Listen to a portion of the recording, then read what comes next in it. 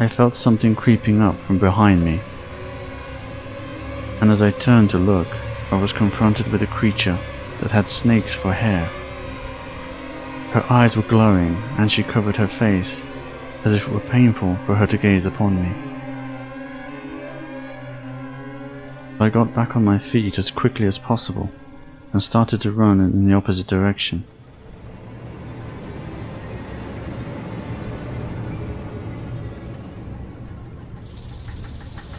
I could hear the snakes in her hair, so I knew she was close.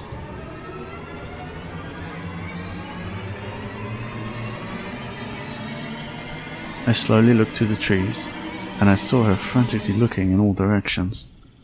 I was being hunted, and I needed to get out of the cemetery before it was too late.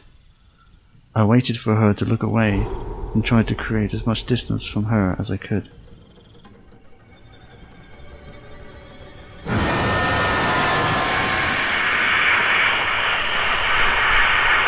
Little did I know, I had also closed the distance between myself and a second creature of the night. This one seemed far more sinister, and I was unable to escape her gaze. I felt cold, numb, and a terrible sensation that my soul was being torn from the rest of my body. Then suddenly I felt a cold hand cover both of my eyes. I first tried to resist, but when I realized the numbness had gone away, I decided to stop fighting. I reached out and grabbed what felt like a piece of cloth, which then tore off in my hand. As soon as I realized I was free, I got back up and ran as fast as I could.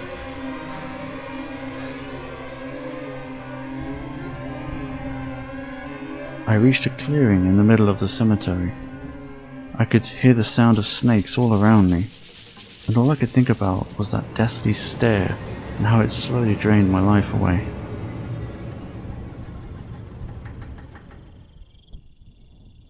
I looked down at the cloth in my hand and recognized it as a piece of clothing, most likely from a dress of some kind.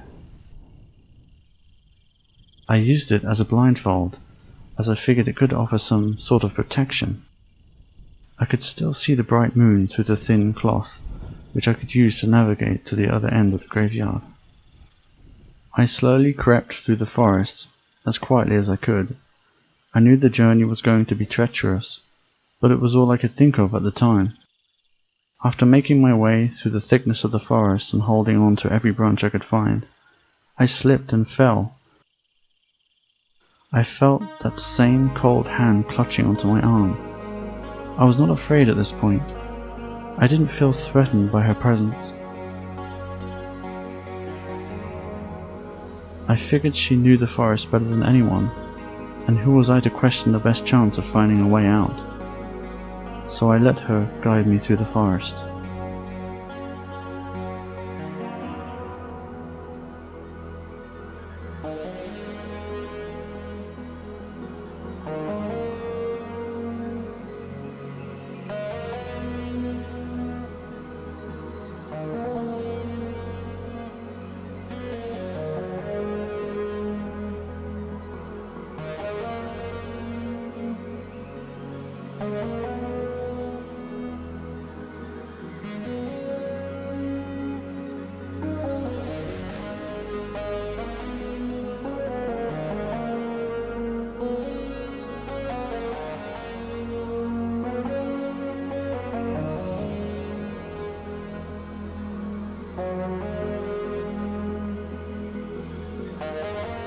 Eventually, I could no longer feel any branches or her ghostly presence guiding me forward.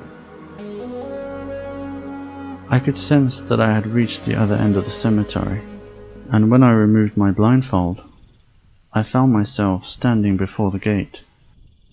I felt relieved to see that it was open.